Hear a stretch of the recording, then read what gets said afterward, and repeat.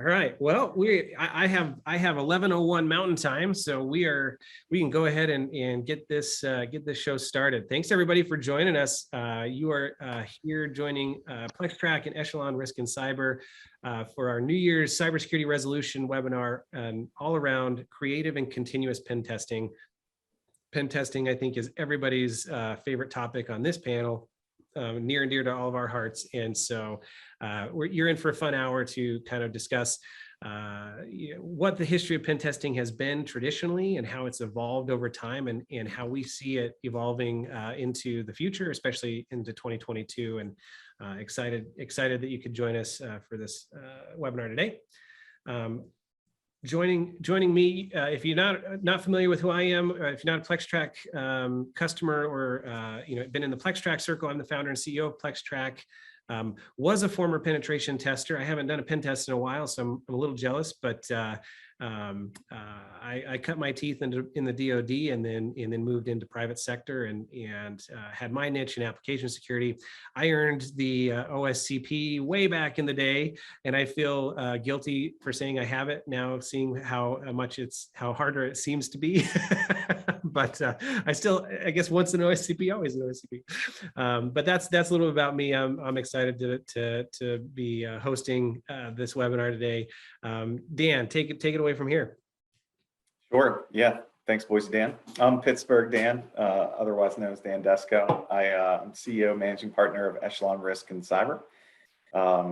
I've had the pleasure of leading some great, talented penetration testing teams over the years, and work closely with David here, who is on our team today. And this is definitely a topic that is super near and dear to our hearts, and also a fun topic. So looking forward to the discussion today. Yeah, so I guess I'm next because that's my photo. So I'm David. I'm the offensive security lead at Echelon. I like to explain that basically what that means is I lead a merry band of emulated criminals. So, we do everything from the physical up to the red teaming and the logical side of the house. I come from a big four red team background.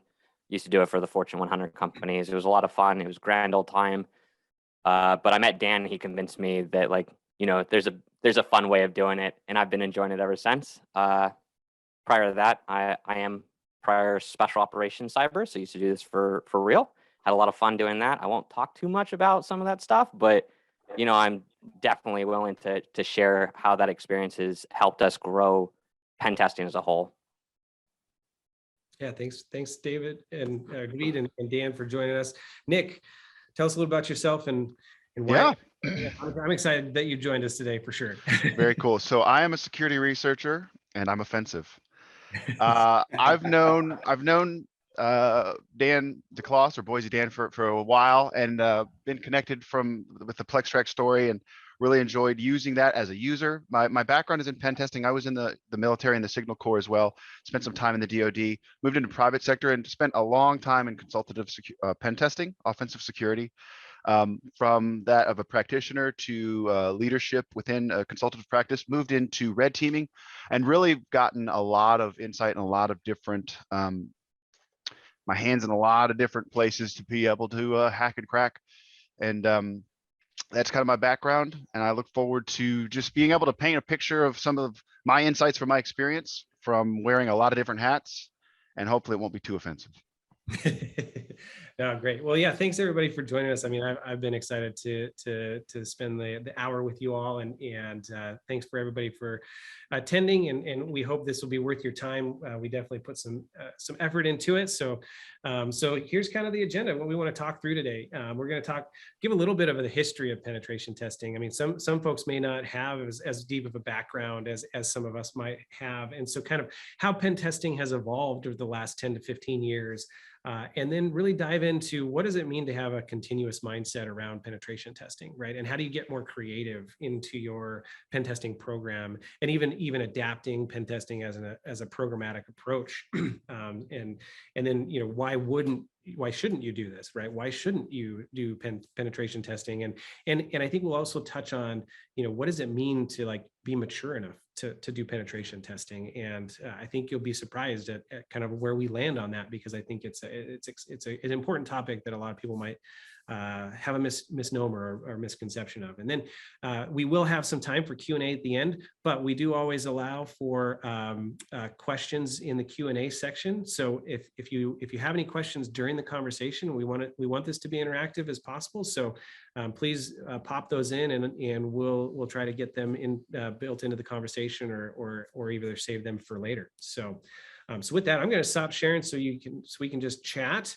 Let's talk a little bit about like the history of penetration testing. I mean, I have my perspective. I kind of was exposed to penetration testing back in the late 2000s, 2007, 2008 timeframe. Back then, it was kind of a very expensive endeavor. It took a large amount of skill, and not that it doesn't today, but I mean, it was a very expensive thing that people saved up for quite. You didn't consider it something that you were going to do very often, right? And then I think over the years, as technology has progressed, as tools have progressed, skill sets have, more exposure has come into the penetration testing world. We've been able to automate a lot more things, have a lot more resources for some of the more advanced attacks, which allow for more continuous testing, which is kind of what the goal of today's topic is. What's your guys' perspective? And maybe Nick, we'll start with you, and then David and Dan. But how has pen testing evolved in your eyes, and as you've been a practitioner? Yeah, it's funny you're talking about the OSCP. When I started in the DoD in like 05, 06 timeframe, I took the OSCP in 2009. And at that time, in the organizations I was around, the idea of people were mispronouncing it, calling it pin testing. It was not something that people really understood about the idea of let's set up our detective and preventative controls like our firewalls and stuff. And I remember one of my first jobs was as an IT auditor, and I came in and I was auditing these checklists against controls, in the old DoD auditing days. And so the idea was like the checkbox said, do you have a firewall? And that was the control, yes or no. And I was like, well, does it work? Is it blocking what you expect? Can you see what things? And so it's interesting. I think early on, folks really it was I don't know if you want to say head in the sand, but the idea of you have these controls and you turn them on, you turn on your firewalls, you turn on your IDS, you turn on all these things, and then you just kind of cross your fingers and hope it works. And I think there's been a myriad of reasons why there's been an evolution and a maturation. Some of it's regulatory. You have governing bodies or regulatory entities are saying you need to practically test these controls. Some of it's because of breach. Way back in the day in consulting, you got called to do a pen test because somebody had been breached. And so then after their remediation going forward, they were like, we got to do some pen testing because we don't want to get hacked again. Well, they got the free pen test. They got breached. Yeah, right. Yeah. Man. Yeah. That's So one what about way to look yourself? at it. What about yourself, Dan? What do you think? Yeah, it's interesting. I think the whole concept in my mind has developed from a sort of one-time, like expensive ordeal that, you could maybe only do it once a year, right? To this new sort of thought where it should be just a regular sort of sharpening of the saw exercise, right? In a constant sort of like cat and mouse leveling up type of situation.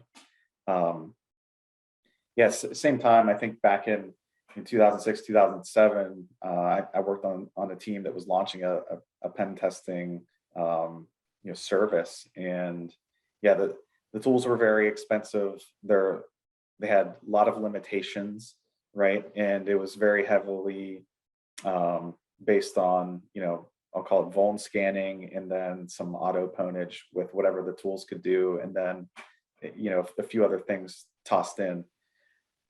Fast forward, 10, 15 years later, and now we have thousands of open source tools and a huge community contributing to everything that's out there. And you've got autonomous tools that are out there now. And then you have threat actors that are just exponentially, grown on that end. So to me, it's really evolved into something that, you do once a year or whenever you could afford it, to like, this is a constant thing that should be just a good part of a great mature security program if you want to continually level up. Yeah, this is something that I feel like I don't really have a whole lot of experience in it as far as like the early days of pen testing, right? Because when I was in the military, I knew of red teaming, right? Because we red team bases all the time. But like pen testing, I was when I was getting out, they're like, oh yeah, you could do this as a job, you know? And I was like, oh, that's super neat. But as I started like searching into this job and looking at really like where did it come from? Why is it where is it coming from? A lot of the change that it's been driven has been from crime, right? Like moving traditional crime into cyber crime. And I mean, now we're starting to look at more of like a hybrid model of crime, right? Which is really driving the need for penetration testing, which makes it so that you have more competitors in the space, which make it, you know, cheaper in a sense because everyone's trying to get the work a little bit. So that's the way I've seen like price driven downwards, at least to be more affordable. But that hasn't changed the trend of what we're seeing with like, hey, threat actors are now moving more and more away from just being like, okay, yeah, we'll make some a USB drive, dump all the money in this ATM, right? Now it's a little bit more like, hey, let's social engineer a bank and just steal $1 billion instead, right? Like the Bangladesh bank heist back in the day. So this overall change has been driven by crime, and where we're at now, the way I see it, is it leads into our continuous pen testing, right? Like we need to start looking at this completely different than what we've been looking at before. Yeah, and I think it's evolved too. I mean, in terms of just like the motivations in from the security teams in general, right? I think pen testing has continued to take a larger role in the security program because it really does emulate how you might get breached, right? And it gives teams that perspective. And so I think the value has continued to be more recognized in a global perspective rather than, you know, the people that can afford it, they see the value, so they know they're going to continue to start doing it, you know, and build it into their program. But then there's other folks like, I mean, I definitely remember 10 years ago, like people like, oh, we're not even mature enough to go to get a pen test. And you're like, well, I mean, you probably are already hacked, right? I mean, you probably already had one, right? But like, you know, as more breaches have become more notable, right, and more public, I mean, I think those of us that were in the DoD back in the day knew all these things were going on, but it was just never publicized or couldn't be publicized. And I mean, I think that the most distinctive one to me that I was like, hey, now we're getting big time in terms of the news was back, I think it was 2008 with like the Adobe and the Google hacks, right? I mean, like big deals that made news, you know, before it didn't make news. And so I think people have definitely continued to recognize the value that you get out of a good penetration test. So with that, there's been more attention. Yeah, go ahead. Dan, just to add on to that before we move on, I mean, I would also say I've seen industries that I think are just now getting wise to that fact and just catching up, right? So there was a whole swath of industries that, you know, we don't have to go through the list, but that haven't invested into cyber over the past, you know, couple decades because they really haven't had to, right? The threat that they've been facing wasn't really interested as much in them because they didn't have data to steal. They didn't take a mass volume of credit card transactions. There was no health data, right? But now all of a sudden, you know, the threat landscape has changed so much with things like ransomware and those types of attacks where now everybody is a juicy target. But more so these companies that in these industries that have not traditionally invested in cyber or have ever done these exercises. And you know, it's still shocking to me sometimes to see, right? We'll talk to a client or a potential client, and they'll be like a big company, and sometimes it might even be a public company. And it's like, yeah, we're thinking about getting our first, you know, pen test done, or this is maybe our second or third one ever, and we're just like, really? Like, you know, so I think it just goes to show that we're still in the early innings of, you know, cyber maturity for a lot of industries, and a lot of industries are really just still learning about this. Yeah. No, I think it's, you know, it's fascinating. I mean, like, you know, having been on the vendor side of security now for the last few years, you know, when I talk to investors, right, you know, because they talk about like, hey, you know, what kind of people would you be selling to? And they, you know, typically like to think in terms of like Fortune 500, Fortune 2000, those kinds of things. And I'm like, I speak more in terms of like security team maturity, right? Because like we'll talk to people that have multi-billion dollar, multi-billion dollar companies in revenue and are still just trying to get vulnerability management up and running, right? I mean, so like there's distinctive differences between the company size versus the security maturity of the team, and so that so like that's where we try to map out how we can help facilitate that. I think it leads into. Oh, go ahead, Nick. Were you gonna ask? No, what was it going to lead into? Because I might lead into that, which is leading into that, which is leading into that. Well, I think how do you make it more programmatic? How do you make it so you do show the value on a continuous basis, and where we always emphasize is that, hey, you need to be getting better as a security program, right? Yeah, and actually, I'm glad that I let you lead in my lead in to lead into your lead in, because it's interesting when you think about security assessment and testing. It's a cost center. It's a line item that's not making you any revenue, and so traditionally, if you look, that's going to be a tough sell. Even if you're not talking about like a services organization or somebody that's got a product, if it's not something that's integral, if the mindset of the organization or senior leadership is one that security is a cost center, that I'm paying for all this training, it takes experts to hire experts, so I need to hire experts to hire this Mobius strip of experts and all this tooling and all this stuff. Creating a culture of security wherein you identify that the idea that it'll probably be a problem for us in our bottom line if we don't invest in these right things. That has been an interesting, I think, dynamic that we've seen organizations mature. And then there's also things that could be their own, and I'm sure there's other webinars talking about like cyber insurance and those different things. And there's legislature, right? There's some, if you look into it, there's some scary legislature about holding certain types of entities and officers and different things in companies, certain types of liability that are going to come into play. So it's trying to decide if you're going to reward the right behavior or chastise the wrong behavior. But organizations that I see that really nail it are the ones that come together and say, I understand that this is an investment in something I can't see right now. Because as a security practitioner, when you are actively being hacked, I think I'm straight up taking it from a Dilbert comic, I think. But like, if you're straight up being hacked, senior leadership can roll in and be like, what? You're the security pros. What are we paying you for? And then when you're not being hacked and things are running smooth, they're like, well, things are running smooth. We're not getting hacked or attacked. What are we paying you for? So the idea of making sure that the investment in security, I think the aha moments come from folks who understand that the value of practically and technically testing what they've spent millions of dollars to invest in, their tooling, their telemetry, and their controls, to really see if it works. Like, to me, that's a no-brainer. Why wouldn't you want to do that? But then the last note I have about the idea of maturing. So in my mind, we've had this maturation process where organizations that don't even have a clue of what they have on the inside or on the outside of their network, they certainly need to work on maybe some assessment type work to just gather the data. Then after they've gotten some rounds of assessment, they can move into a more exploitative and penetration testing. Now we've gotten organizations that, if you think about every rule of engagement or statement of work for a pen test you've seen, there's always somebody buried in there that says this assessment represents a snapshot in time, and basically being like, this is what we saw right here. So next month, when you get popped and you come back and be like, you just pen tested us, be like, we're indemnified because this was a snapshot of time. Now the idea is to be sticky and kind of have this constant continuous assessment and testing so that new things pop up.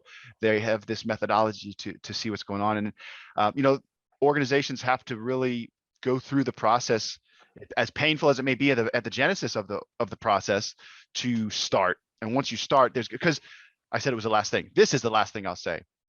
One thing that I've always laughed at is we have an industry now where many times we're putting in controls to stop advanced persistent pen testers. So like as pen testing comes in and there's a codified methodology typically, and folks come in and there's a low hanging fruit and things we do quite a bit. Well, then just like David was saying, the threat actors and criminals are like, all right, they're watching the left hand. Let's use techniques and tools for the right hand. Then simulators come in and we decide to do those right things. But we really do have to, that's why this evolution from just snapshot in time assessments and pen testing to this continuous, we go into red teaming and advanced threat emulation and a continuous paradigm.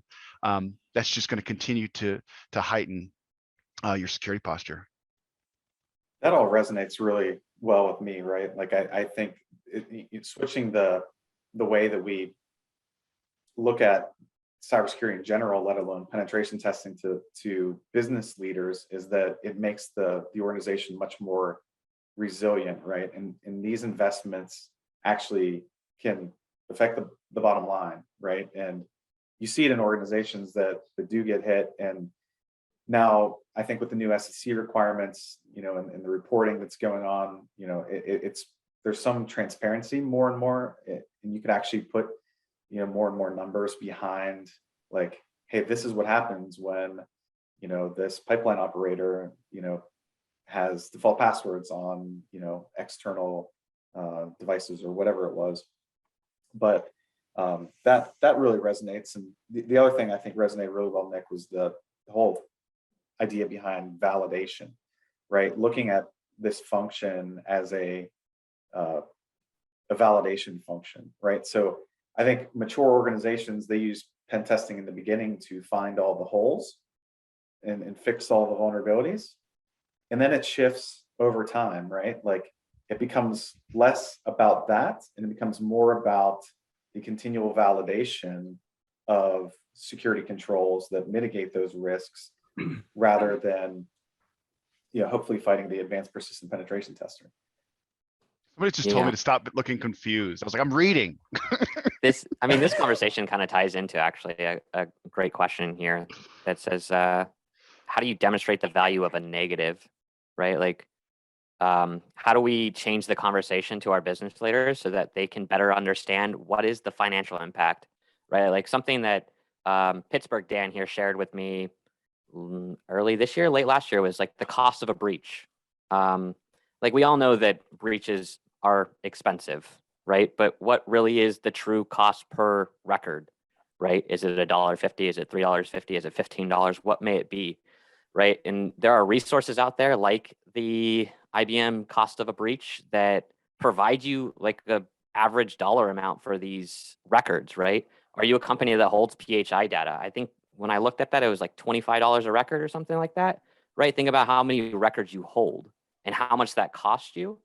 And when you put that up against the cost of a penetration test, depending on the size of your organization, right? Like it's pretty nominal, especially if you're looking at like, let's say you go one step forward and you go to red teaming, right? Which is a little bit of a longer engagement. It's still pretty nominal in comparison to the cost is going to break down to you when you lose those records. Yeah. So I think it's really just changing like the perspective into a dollar amount so that the business leaders can see exactly what they lose if they don't. Yeah, I mean, it's interesting, having been in security for almost 17 years now, and how often I'm telling people like security people have to be good communicators of risk, right, and be able to communicate business value, right? I mean, it's all over the board, and I think what we're seeing a lot is being able to indicate the value that you're getting out of your current security investment, right? Because companies have put a lot of money into security investment, and if penetration testers or hackers can just get all around it, then why did I buy that firewall in the first place, right? So actually being able to communicate it in here are the things that are working, and here's the pieces of the investment in our program that are doing a good job. Here's some of our gaps, and here's some things to go fix that. So I mean, it kind of leads into where we want to spend a majority of the rest of the time, is like that continuous concept of like how we're communicating the value, where the annual pen test is the more that kind of spot check. And that's really what it should be. Like, hey, what have we missed throughout the year that we need to, or do we have blinders on somewhere in our program, where taking a continuous mindset really helps show the value of your current security investment, the security controls that you've been putting in place, rather than, oh, I don't see any value in a penetration test and it's expensive, right? Or it's a point in time kind of thing. What do you guys? How do you guys advise on building out a continuous program, and what are some things that you anticipate more companies doing in 2022?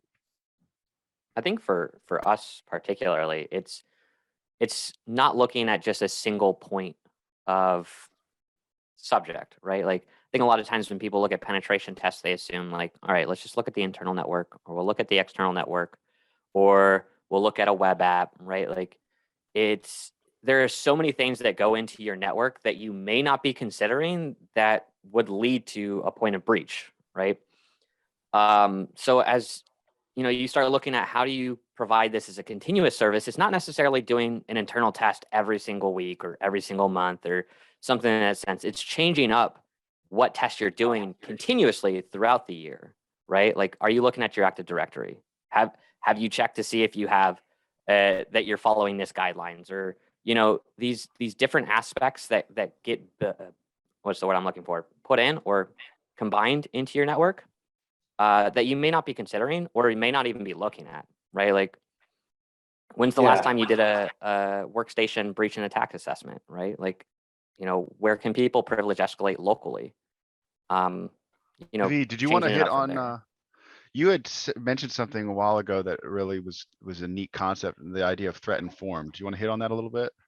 Oh, yeah. So something that we kind of lack in the United States is a framework like Tiber EU. And if anyone is not familiar with Tiber EU, it is a standard built by the European Central Banking System to conduct intelligence-led red teaming, meaning it's not like just a red team where somebody comes in like me, like APT David, right, and says, I'm going to do it the way I want to do it with my type of malware, my type of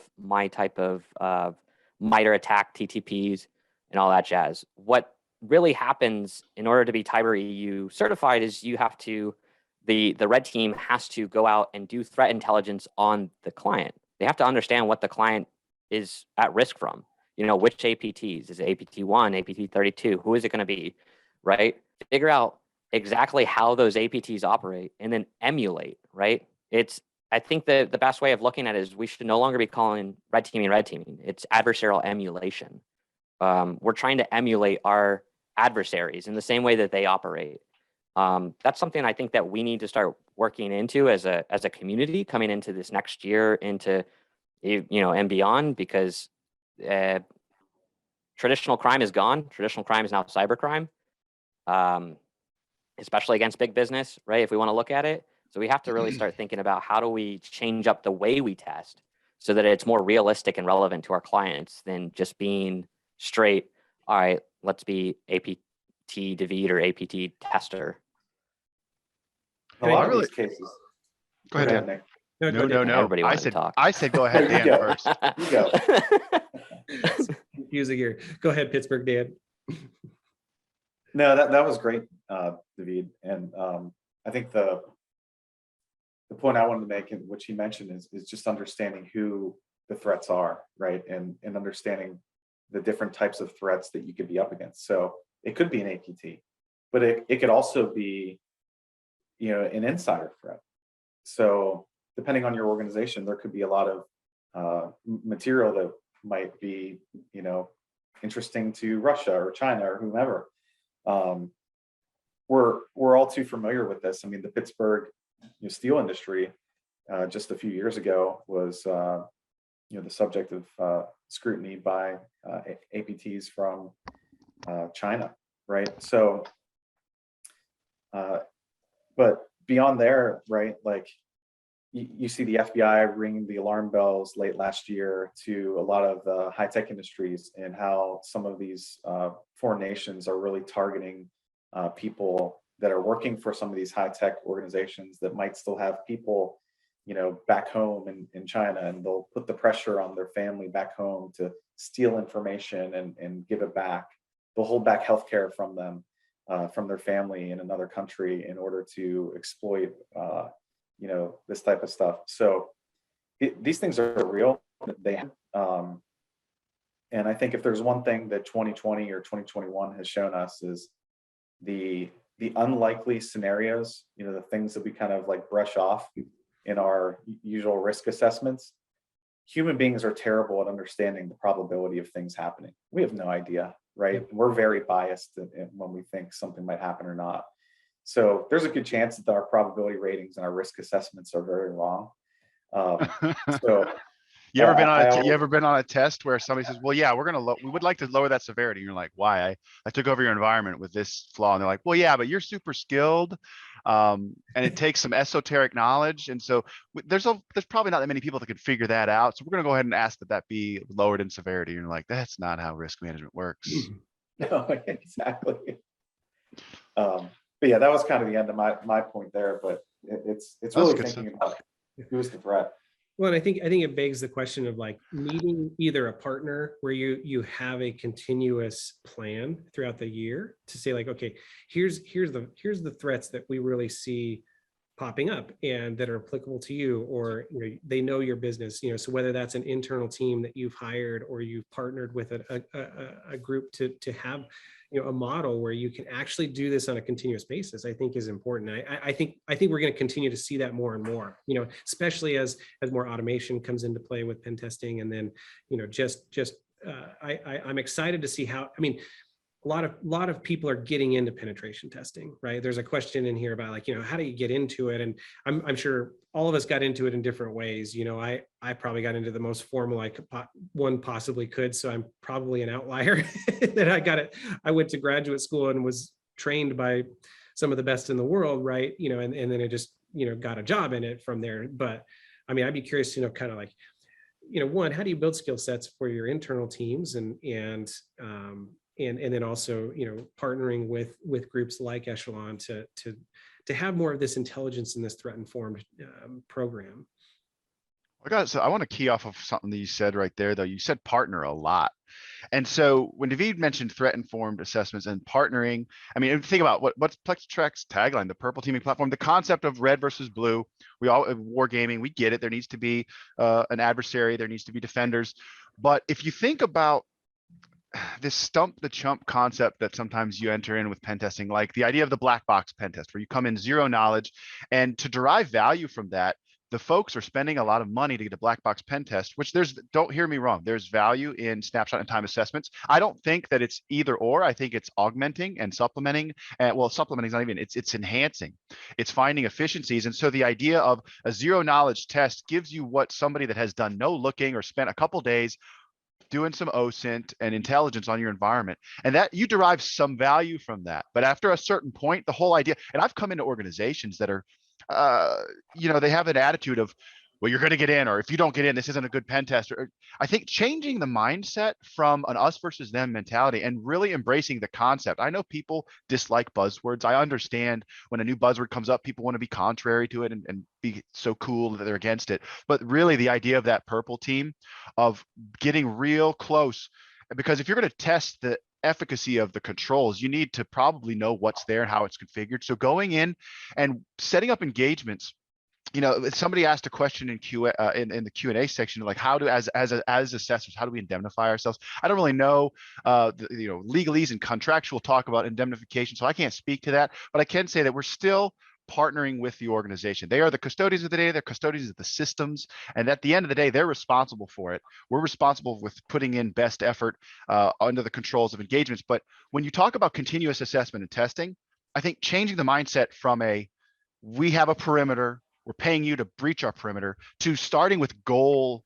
What, like David was mentioning, what do you want to test? Do you want to test a business unit? Do you want to test detective controls for your EDR? Do you want to test your SIM? Do you want to test your personnel? Do you want to test all of these things? I think if you start with a goal first, then you can start working with a partner, right? Like you get with Echelon, you get with internal team, you get with whoever you get with, and you start formulating a plan that then you start to tweak it. And the cool thing when you switch from this, let me get a vendor every year, let me get 5 different vendors every 5, change it up. And I see the value in that. But when you get real close with a partner that you can start doing, whether it's an internal team or a partner that you bring in, and you start with a goal, you can really start deriving a lot more value in that and testing things that it's not just opportunistic, right? Like if as a pen tester, I get a chance to pop a box, neat.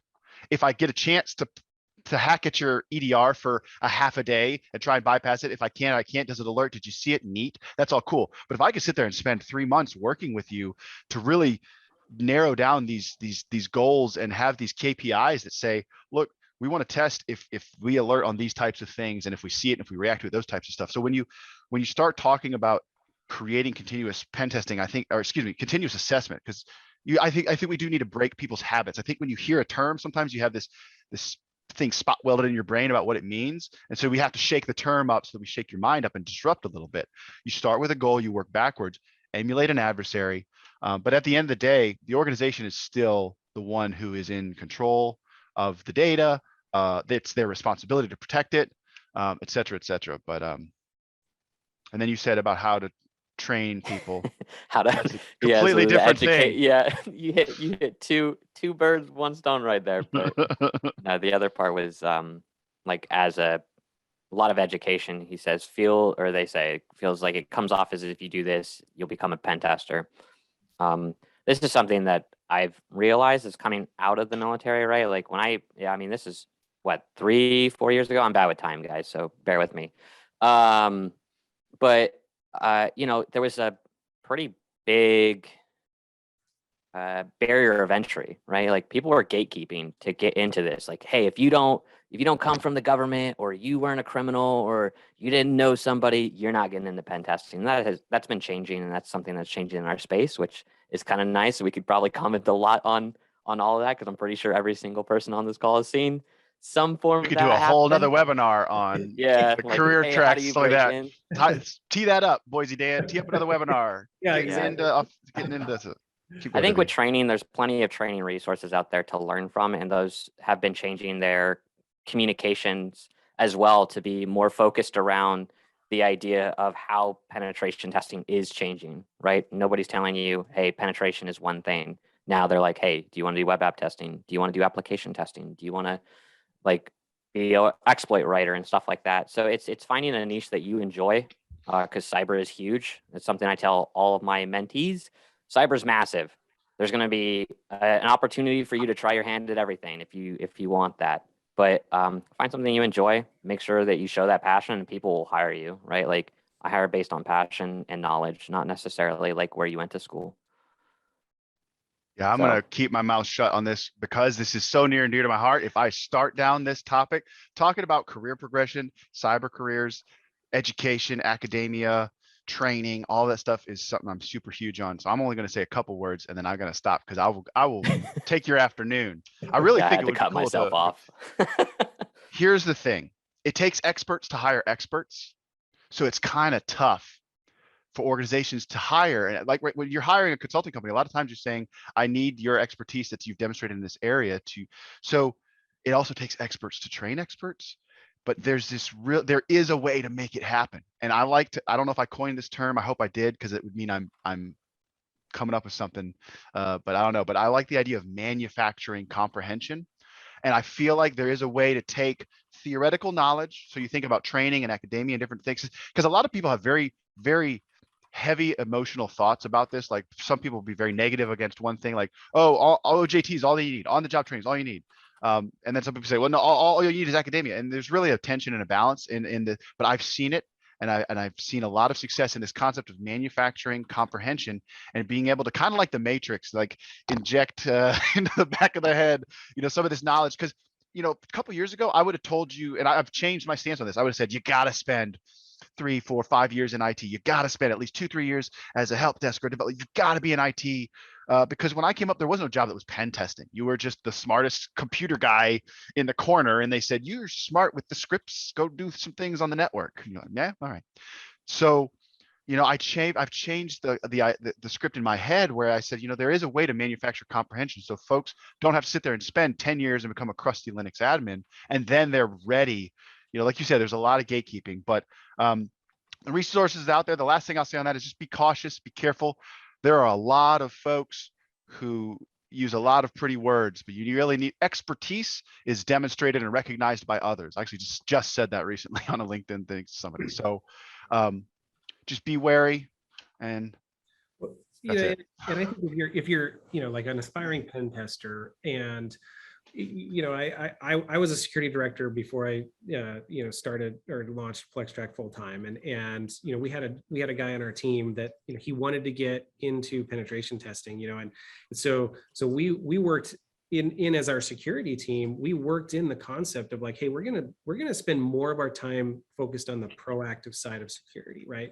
If you're not spending more time being proactive, you're always going to be in a reactive mode, right? You're always going to be fixing the legacy things, and the new things then become legacy, and then you're fixing those things, right? So trying to strike that balance. And so actually, taking some initiative just with if you're just a current security analyst or even just an IT engineer, like there's plenty of resources out there now where you can actually begin to develop these concepts in little chunks, right? Like take the MITRE ATT&CK framework, for example, and go test certain small procedures that may be straightforward to those of us that have been in there a long time, but those are good places to get started. And that's how you continue to build that expertise and knowledge. I mean, I think we'd probably all agree that pen testers are at heart, big puzzle solvers, right? Like your mind just thinks in ways of like, how do I get around this, right? Just ask what if. What if Right. I do this? What Exactly. if I do that? Yeah. So there's certain elements to a personality that it takes to be a pen tester, right? No doubt. But you can train yourself in that way. I want to spend the last 15 minutes or so. We've talked in and around kind of like what it means to be in a continuous mindset and some creative techniques, thinking like the adversary, pulling in, and having more adversary related engagements. Why would you do this? And I guess we've already kind of talked about why we do this. How do you end up, concretely implementing something like this? And I'll let the Echelon guys start, and then Nick, and then I can add color where needed. Yeah, I could sort of kick that off. I mean, I'd say luckily, there's a lot of good people doing a lot of good research and R&D in the field, right? And tooling has come quite a long way over the years. So from our perspective, we try to keep up with the latest and greatest of what's in the market, and from people that we trust. So we do have certain things that we like from a continuous pen testing process. Tools that can augment our people and what we do, where we're able to sort of leave behind some things in the client environment that we could schedule certain things to be regularly tested and run, right, and then plopped into and fed into a tool like PlexTrac, which allows us to interact with our clients in real time. And then, the value is we come in later, whether it's at the end of the quarter or at the end of the month, and, do the human-led piece of it, right? Where the tools can't get to, or the tools can't contextualize the data and take it those next steps. So, for us, I think it's all about kind of staying up on what's out there in the industry, testing it, validating it, seeing how it fits into your process, seeing how it could help with the risk reduction and what the win-loss ratio is from a budgetary perspective when you bring these things in. But there are some cool ways to do these things now. Yeah, I mean, as penetration testing has evolved, right? We've gotten away from having to really understand assembly code to do any sort of like cool hacky stuff.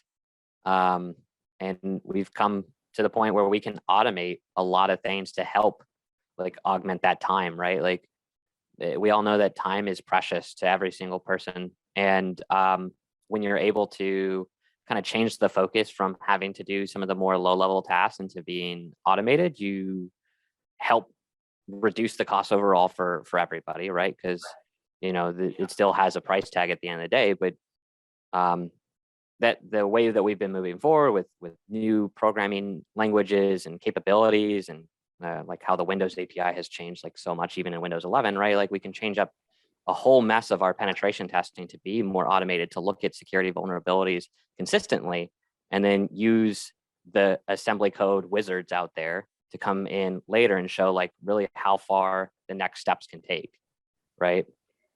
So you bring it that 90%, and then you showcase the final 10, periodically. And I mean, the 90% is really what most of the threat actors are going to try to abuse in the first place, right? They're going to look for the low hanging fruit. They're going to look for the easy privilege escalation. And you want to just find those right off the bat and have those like continuously reported, especially if they're not being fixed. We've all seen IT. I've been IT in my past. Sometimes you put the Band-Aid fix and you forget to put the Band-Aid off and actually stitch up Always. the problem, right? Having That's something called IT continuous. architecture. That's architecture right there. Yeah, having something continuous like allows you to remember, like, hey, I'm bad with remembering. Sometimes I call it my ADHD brain, right? I get distracted by one thing or another. It's like having that reminder in your Outlook or your Asana or whatever you may be using, to just go, hey guys, like this is still an issue, just go fix it. That's the way I've seen it. Just like our constant involvement has made this possible. I think we keyed in some words there that I want to highlight that just rip the Band-Aid off, so to speak. Automation, it can be a dirty word to a lot of people. I think from a consultancy, folks will shy away from using the term automation because they're like, well, if you're using automation, what am I paying you for, right? Why am I paying you big bucks?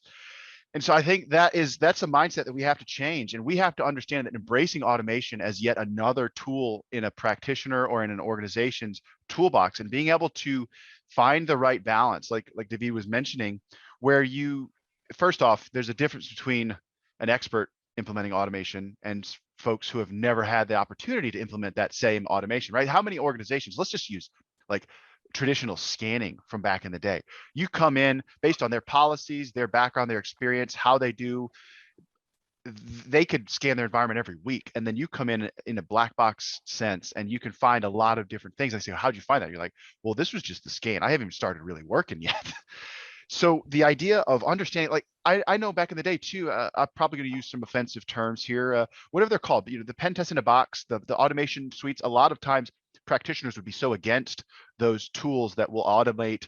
There are dedicated tools that automate some of that activity, but understanding, as long as everybody understands their place in the ecosystem, which I do, I know it's another tool. It's the ability to automate things that allow me then to handle expertise and implement manual activity in a far more time respecting way. But then there's in everything balance. So you don't just rely on all your automation. We all understand that automation misses, you can't adapt, you can't improvise. There's contextual stuff that the human element to come in and provide that expertise is still valuable. And the ability to tune that automation appropriately is still there. So I think organizations that I'm seeing having a lot of success in this are organizations that are first and foremost partnering, and they're not treating this as like, we're going to be your friend for a month, but there's a relationship that's established. They become trusted advisors, and you've got yourself a year or two of learning the environment, learning the business, learning what matters, learning the pain points, tuning and refining this automation. I don't want to keep saying the word automation because it's tough to say for me. No, but when you create this paradigm where you're mixing the both of your people, your personnel, your tools, and part of the tools being automation in an expert fashion, organizations like Echelon and like others that are taking products like PlexTrac that allow the curation of disparate data sets and really giving you that view of being able to come in and multiple teams be able to collaborate. So collaboration, partnership, there's just a lot there that I see some organizations who are treating continuous assessment and testing like, well, let's just do what we always do, pen test, and do it a lot and charge them half because that's what they'll pay for. And that's not the answer. The answer is to evolve your practices and to evolve and mature along with the people that you're partnering with. Bazinga. I think the collaboration point is important, right? And one, I mean, it definitely helps both teams train, like one and know the environment. And I think there's the black box mentality, which is good for some of those point in times. And hey, did we miss something? But then having an internal team or like a team with a partner, like an external partner that says like, hey, we're going to come in for the next year. We're going to test these things, and we know your environment and communicate the risks within the context of your organization are really vital. That's what shows the value, right? And it's how you are validating your worth in the organization, right? Because I think any security is always going to be viewed as a cost center, right? And so continuing to show like, here's how we're providing value to the organization is important. And that only leads to, can you communicate effectively what you've been working on? You know, what are the priorities that your team's focused on, and why?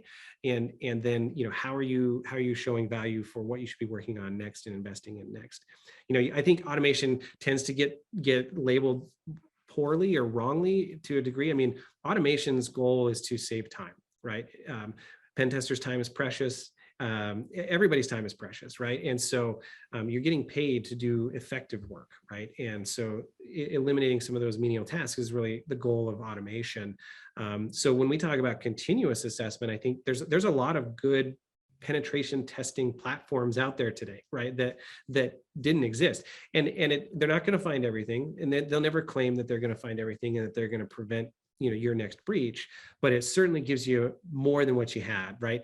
And I think they're good, but like the phrase that I've clued into a lot is like, anything worth doing is worth doing poorly, right? Like, do something, right? You know, it's like losing weight, like go for a walk. If you can't, go for a run, right? You know, so I think starting to incorporate some of those concepts, whether you start with an automation platform or start manually, and start really learning, you know, taking atomic red team, taking a MITRE ATT&CK, taking training from the OSCP, and applying those concepts into your environment. I think those are all good ways to get started, but make it programmatic. Be very disciplined. I've seen a lot of people kind of fall off the rails because it's like they want to get started, but they're just not disciplined in like, hey, we're going to schedule time every week or every month to do this.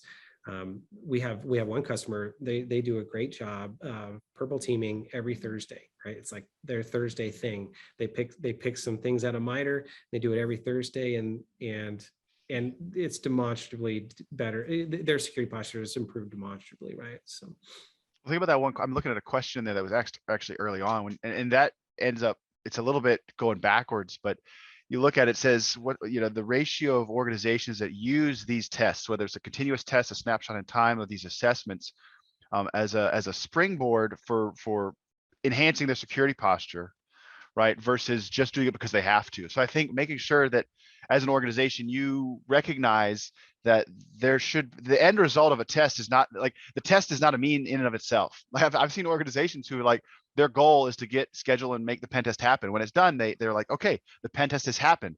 The pen test happens, and then the work starts. The security assessment happens, the continuous assessment. So if you have a sweet partner that's doing some continuous assessment and you're not taking action on those to enhance, you really have to reprioritize and understand that just having the assessment infrastructure going and just having the assessment done, you know, putting into practice the mitigations or remediations. I don't know what the ratio of people. I've partnered with tons of organizations that are fantastic, and have passionate people who are like, yes, I want the results of your test so I can impact, and I can affect positive change. Let's all everybody on here make a vow that that's how you'll be. Make change, make changes, do good things. Amen. Yeah, amen.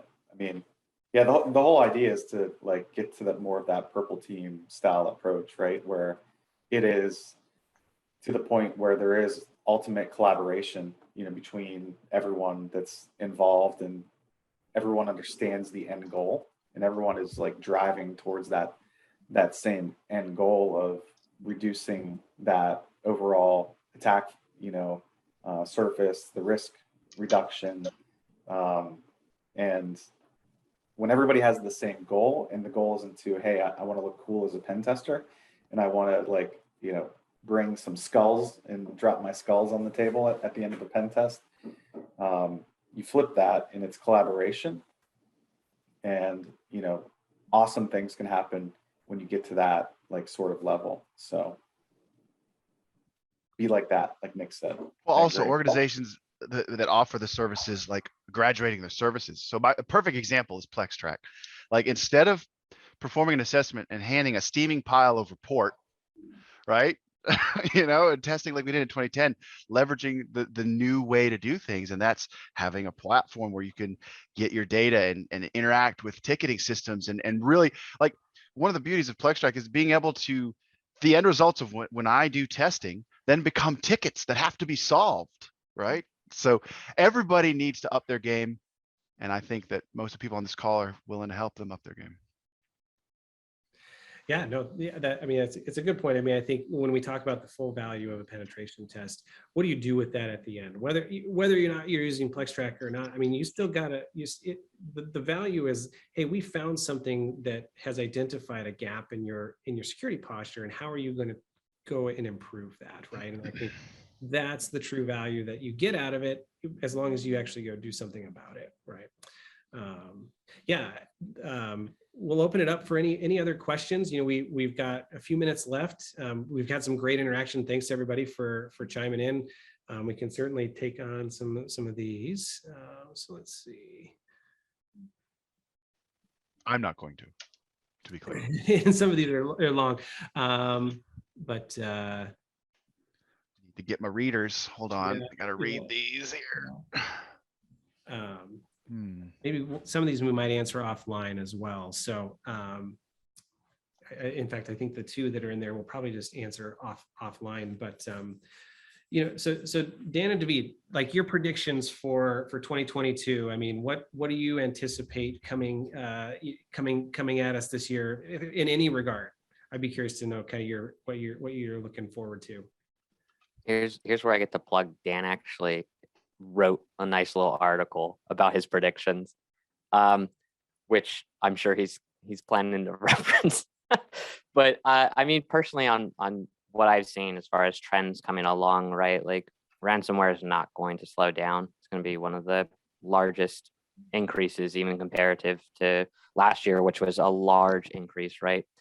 But I think with the inclusion of now Windows 11, we're going to see a lot more interesting attack vectors come out of that, because the way that the Windows API changed, which are going to be in some ways more dangerous in their stuff. That's just what I've seen based off my own research.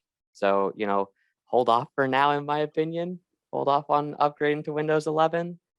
But as far as like crime goes, like this is, we're going to just see ransomware just shoot up even more, right? It's way too profitable not to. The crime as a service model that the underground has kind of taken is successful, and they're earning money faster than before. So, you know, be vigilant, be smart with what you guys are looking out for. Invest well. Yeah, That's what I got. David is right. I did author a little article about it. I sent the link out, but I would say, you know, top ones to keep in mind off the top here that play well with what we're talking about here today is supply chain attacks. I think are going to continue to really increase. And that's something that you could test for in your evaluations, right? You could say, okay, this box that has this software on it, let's do a assumed breach scenario, and what can happen from there. So I think that's going to continue to happen. I think one of the areas that I've been preaching about that pretty much happened with Log4j, I'm not saying I predicted that. I'm saying that open source software is going to continue to be sort of an area of a lot of scrutiny. I think hackers are going to try to infiltrate open source software more and more and more. I think Log4j is a perfect example of the impact that open source can have and just how ubiquitous it is in people's environments. So I think assessing for that, understanding your footprint from those sort of supply chain types of issues should be a big part of your security program here in this coming year. What about you, Nick? What do you see? I don't remember what the question was, but if it's predictions, I think that the new Nicolas Cage movie is going to do well. I'm going to be the first one to see it. And that's all I've got to say. Supporting Nick? Is that Nick supporting Nick's? Dan's can support Dan's. Nick's can support Nick's. That's right. That's right. Yeah. No. I agree. I think what you guys said is accurate, and I won't comment on Nick Cage movies, but I did like National Treasure. So, but Very serious. Yes. That's a wholesome one, Dan. Yeah, but no, I'm excited. I'm excited to see how the industry is continuing to evolve, right, and grow. And I think that as more and more investment has been made in security, everybody's starting to converge on how do we show value and how do we think like an attacker? Because at the end of the day, every security team's job is to identify ways that they are exposed, right? And how you know that is by how attackers are doing their work, right? And the only way to be able to test that is by simulating it and emulating attacker techniques and procedures, and testing the controls and the investments that you've put in place and the processes, right? We all talk about processes and policies and procedures, and that's all important.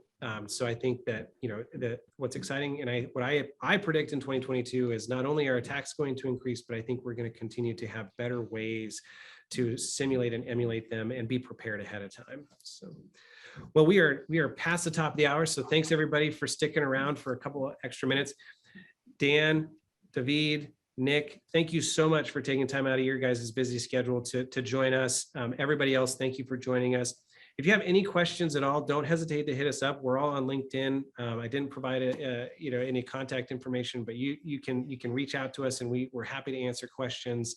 And definitely wish you all the best in 2022. Thank you, Dan. Yeah. Thanks, guys. Thanks, Dan. Thanks, everyone. Have a great rest of your day, everybody. Dan. Nick, Chief Honor VC. Goodbye. Awesome. Thanks, guys.